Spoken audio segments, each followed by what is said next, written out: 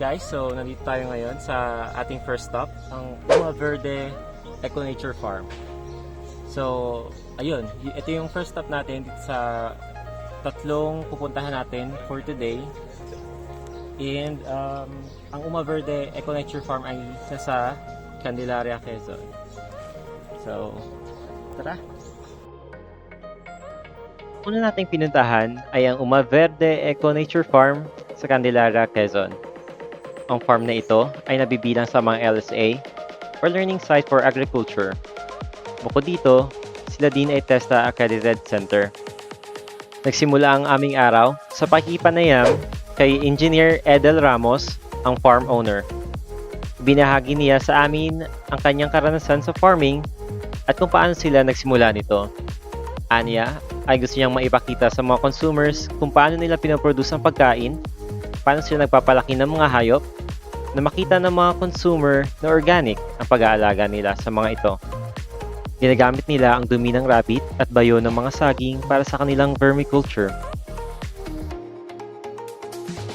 Gumagamit din sila ng mga natural fermented juices upang ihalo sa pagkain ng mga inaalaga ang hayop at gayon din sa mga halaman na pwedeng paggamitan nito.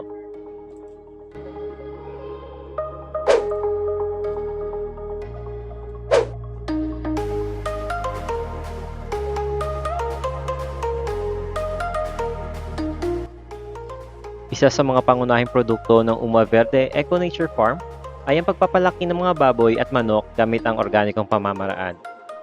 Hindi nila ito pinapakain ng commercially processed feeds, bagkus ay mga gulay at sariwang karne ang pinapakain nila sa mga ito. At dahil organic ang pamamaraan sa pagpapalaki sa mga hayop, hindi ganun kalakas o kabaho ang amoy ng mga dumi nito.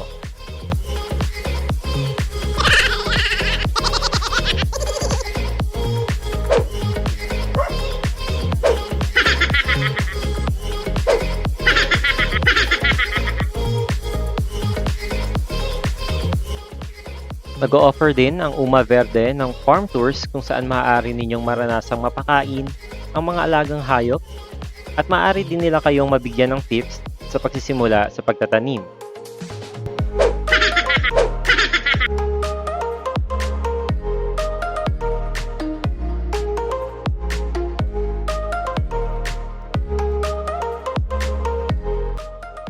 Ang pigpen naman na ito ay isa sa mga breeding grounds ng barako or stag kung tawagin upang magparami ng mga inaalagaang baboy.